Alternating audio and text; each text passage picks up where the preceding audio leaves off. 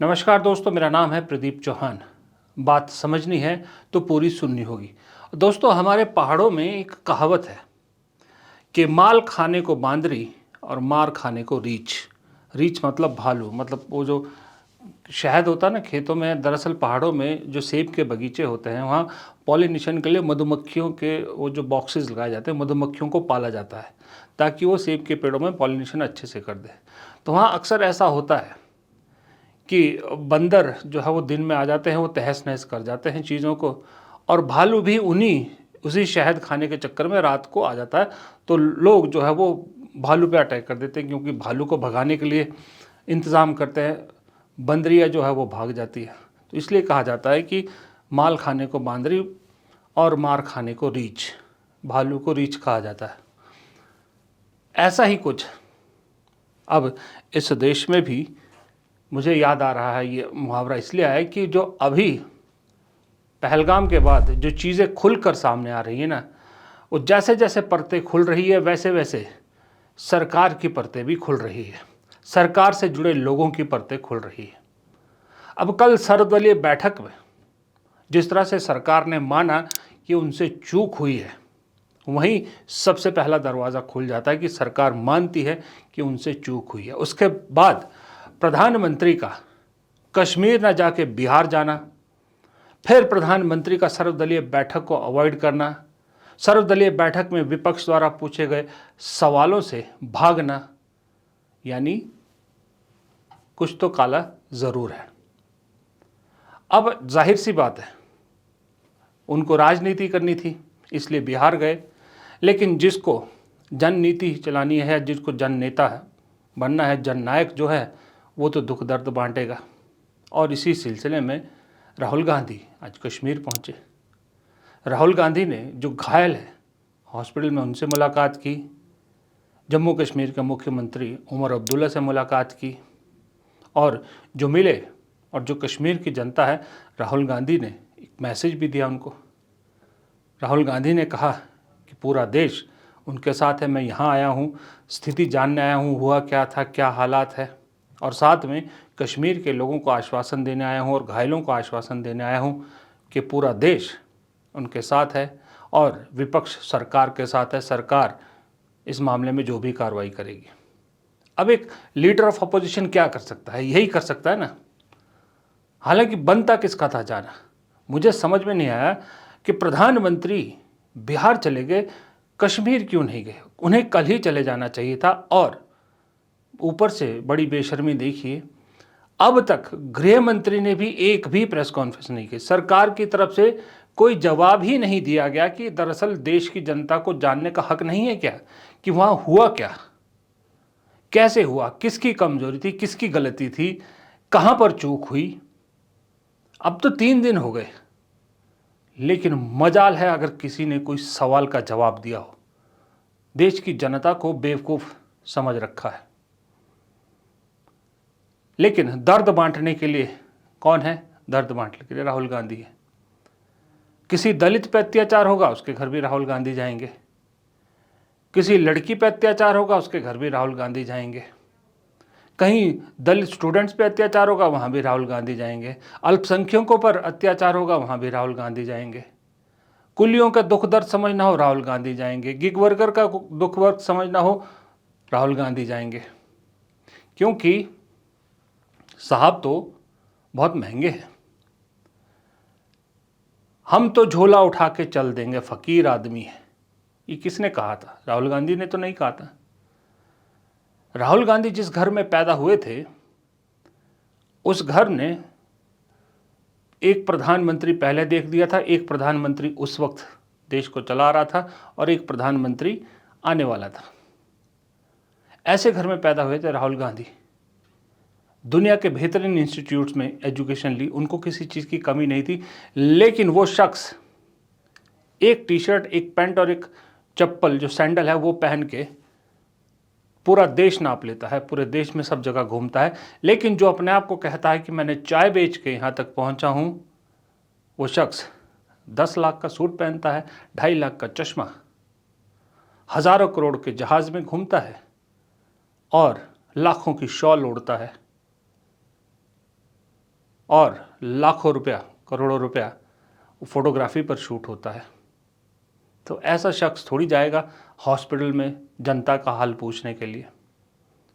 ऐसा शख्स तो वहाँ जाएगा जहाँ से सत्ता की चाबी निकलती है, यानी चुनावी सभाओं में। और बेशर्मी और ज़्यादा कि वहाँ भी हिम्मत नहीं हुई कि पाकिस्तान का नाम ले, हिम्मत नहीं हुई कि चीन ने, जिसने इस मामले में कोई सपोर्ट भारत को नहीं दिखाया, उसको कुछ बताए। कहा कि आतंकवादियों को ऐसा सबक सिखाएंगे जो उन्होंने सोचा भी नहीं होगा। अरे जो उनका आका है पाकिस्तान, उसको भी तो कुछ कहो। इंग्लिश में 4 लाइनें तो बोल दी, उन पाकिस्तान के लिए भी तो कुछ बोल दो, उन्हें तो हिंदी भी समझ में आ जाती है। नहीं बोला। और ना ही ये बोला कि देश में लोगों से ये अपील करता हूँ कि ये जो हिंदू मुसलमान वाला एंगल दिया जा रहा है, इससे बचें। गोदी मीडिया जो फैला रही है, इसको अमल में ना लाएं, इससे दूर बचें। अगर वो आतंकवादी, पाकिस्तानी आतंकवादियों ने, जो मुसलमान थे धर्म से, उन्होंने अगर हिंदुओं को निशाना बनाया तो वो पाकिस्तानी थे। लेकिन जो हमारे देश के मुसलमान हैं, कश्मीरी, उन्होंने तो लोगों की जान बचाई, लोगों के लिए गोली खाई।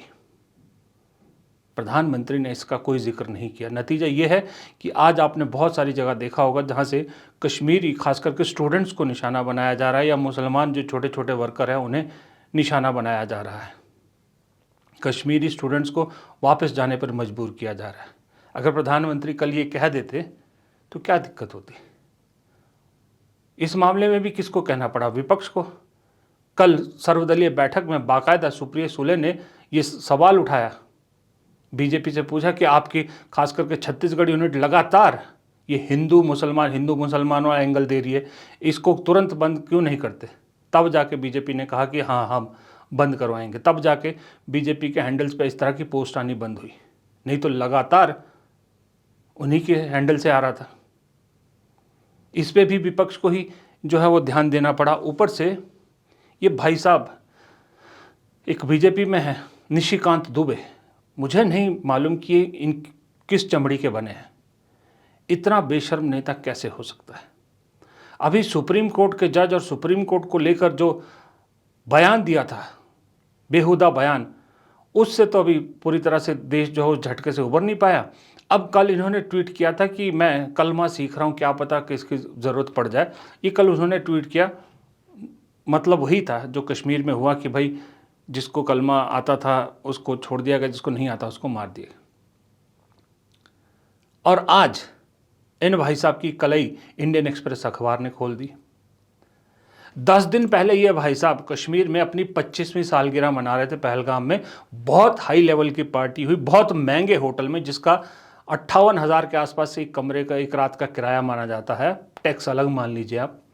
ऐसे होटल में इन्होंने शानदार पार्टी करी अपनी 25वीं सालगिरह की अभी 10 दिन पहले, जिसमें बहुत नेता आए थे और बेतहाशा सुरक्षा इंतज़ाम थे, बहुत चाक चौबंद सुरक्षा इंतज़ाम थे। इनकी अय्याशी के लिए, इनकी ऐश के लिए सुरक्षा इंतज़ाम थे। लेकिन पहलगाम में जहां रोज़ रोज़ हज़ारों पर्यटक आते हैं उस मेडोज़ में, वहां पर एक भी सुरक्षाकर्मी नहीं था। अब ये भाई साहब क्या बोलेंगे? कोई इनसे पूछे कि शर्म आ रही है कुछ? कहते हैं मैं कलमा सीख रहा हूँ। अरे जो कलमा सीखने की कोई क्या पता कब ज़रूरत पड़ जाए लिखा, इससे तो आप अपनी ही सरकार की फजीयत करा रहे हो कि मतलब सरकार पे भरोसा नहीं है, क्या पता कहाँ पर देश में क्या इतने ख़राब हालात हो गए हैं। निशिकांत दुबे ये कह रहे हैं कि भाई पता नहीं कहाँ कौन जो है मुसलमान आतंकी मुझे निशाना बना दे, इसका मतलब देश सुरक्षित हाथों में नहीं है, ये कहना चाहते हैं निशिकांत दुबे। मतलब तो यही निकलता है। इसीलिए तो शायद अपनी पार्टी में इतनी तगड़ी सुरक्षा इंतज़ाम किए थे। लेकिन कल जब सवाल उठाने की बारी आई, तब निशिकांत दुबे ने नहीं पूछा कि वहाँ क्यों नहीं सुरक्षा थी। ये बेशर्मी है, ऐश करने के लिए ये लोग हैं। और दुख सुने विपक्ष, क्योंकि उनको ज़रूरत है। हरसिमरत कौर बादल अकाली दल की सांसद हैं। बड़ा वाजिब सवाल उन्होंने उठाया। परसों शाम को बड़े गाजे बाजे के साथ, बड़े ढोल धमाके के साथ बड़े बड़े ऐलान हुए कि पाकिस्तान के साथ व्यापार बंद, सिंधु जल समझौता स्थगित, ये वो, सो 5 बड़े ऐलान किए। सिमरत कौर बादल ने वो सवाल उठाया जिसका किसी का ध्यान नहीं गया था जिस तरफ। उन्होंने कहा कि अटारी बॉर्डर तो आपने बंद कर दिया, जहाँ 1500 मजदूरों की रोज़ की कमाई होती थी, जो सामान लोडिंग अनलोडिंग वो बंद हो गया, सब कुछ हो गया। चलिए छोड़िए, पंजाब के किसानों का माल जाता था पाकिस्तान, चलिए देश के लिए वो सब कुर्बान। लेकिन ये जो गुजरात और महाराष्ट्र के पोर्ट खुले हैं, वहाँ से जो पाकिस्तान के साथ व्यापार हो रहा है, उसको क्यों नहीं बंद करने का सरकार ने ऐलान किया? बिल्कुल पाकिस्तान के साथ कोई समझौता नहीं होना चाहिए जब तक ये ऐसी चीजें, ये आतंकवादी हरकतें बंद नहीं होती। और आपने जो उनके साथ सब कुछ बंद किया, हमारा अटारी बॉर्डर बंद किया है, तो फिर जो बड़े बड़े पोर्ट्स हैं गुजरात के, महाराष्ट्र के, जहाँ से बड़े अमीर लोग वहाँ पे कर व्यापार करते हैं, वो भी पाकिस्तान के साथ बंद होना चाहिए। ये सबक सिखाना है तो सबके लिए बराबर होना चाहिए। और बड़े वहाँ से जो नशों का भी व्यापार होता है पाकिस्तान करती है, वो सब वो बड़े पोर्ट से भी बंद होना चाहिए। पाकिस्तान के साथ हर तरह का व्यापार बंद करिए, सिर्फ एक अटारी को बंद करने से कुछ नहीं होता। आप गुजरात और महाराष्ट्र के पोर्ट भी बंद करिए। और पाकिस्तान को सबक सिखाना ये हर एक हिंदुस्तानी चाहता है।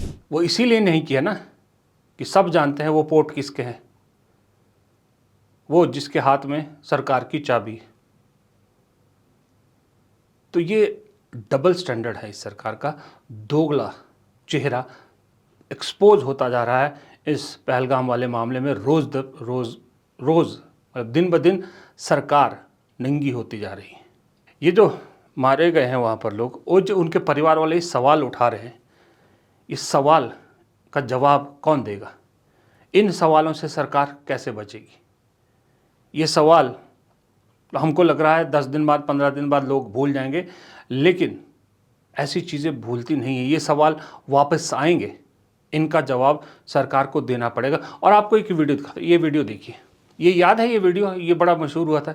फर्जी आईबी ऑफिसर, गुजरात का एक बंदा फर्जी आईबी ऑफिसर बन के कश्मीर में जाता था, ऐश करता। तो देखिए कितनी सुरक्षा दी जाती थी इस आदमी को। एक फर्जी आईबी ऑफिसर को इतनी सुरक्षा दी जाती थी, लेकिन पर्यटकों के लिए एक भी सुरक्षाकर्मी मुहैया नहीं था। गई कहाँ? कश्मीर में जो इतनी सेना और इतने सुरक्षा बल हैं, वो कहाँ तैनात है? सुरक्षा बल कश्मीर में इसीलिए है ना कि भाई जो लोगों की सुरक्षा के लिए। अब जहाँ सबसे ज़्यादा जमावड़ा पूरे कश्मीर में पर्यटकों का होता है, वहाँ क्यों नहीं थे? और ऊपर से चार चांद लगाते हैं ये गोदी मीडिया वाले। ये एंकर ये है अर्नब गोस्वामी, पत्रकारिता के नाम पे सबसे बड़ा कलंक है इस देश में। और इस आदमी को इतना भी नॉलेज नहीं कि कश्मीर में सुरक्षा किसके हाथों में है। अपने चैनल पे एक गेस्ट से पूछ रहा है, कश्मीर से जो किसी रीजनल पार्टी के हैं, कि वहाँ पर सुरक्षा क्यों नहीं थी। तो जब इस गेस्ट ने कहा कि इतना भी नहीं मालूम कि सुरक्षा केंद्र सरकार के हाथों में है, तो इससे पूछता है फिर आपको अपनी सरकार क्यों चाहिए? ये क्या मतलब हुआ बात भाई? दिल्ली में तो ये सवाल कभी नहीं पूछा जब बीजेपी सरकार बनाने की, बीजेपी की भाई सब कुछ तो आपके हाथ में, आपको अपनी सरकार क्यों चाहिए? पत्रकारिता के नाम पे कलंक है ये लोग। मुझे नहीं मालूम कि क्यों जब भी इस देश में पिछले 10 साल में कुछ भी होता है, इस देश के मुसलमानों को हर बार अपनी देशभक्ति का प्रमाण देना पड़ता है। आज दिल्ली के जामा मस्जिद में जुम्मे की नमाज थी। देखिए, खूब दबा के पाकिस्तान मुर्दाबाद के नारे लगे, खूब सॉलिडरिटी जो है, जो लोग जिनकी जाने गई उनके साथ दिखाई। इन्होंने कहा हम पाकिस्तान मुर्दाबाद के नारे लगाते हैं। अब इससे ज़्यादा इस देश का मुसलमान और क्या करे? कैसे अपनी देशभक्ति का सबूत दे? उसके बावजूद इनको निशाना बनाया जा रहा है। क्यों? क्योंकि राजनीतिक रोटियां सेकी जाती है इससे, क्योंकि वोट बैंक बनाना है अपना। प्रधानमंत्री से लेके chief justice of India, army chief, जिस भी आप पोस्ट पे देख लीजिए, इस वक्त हिंदू विराजमान है।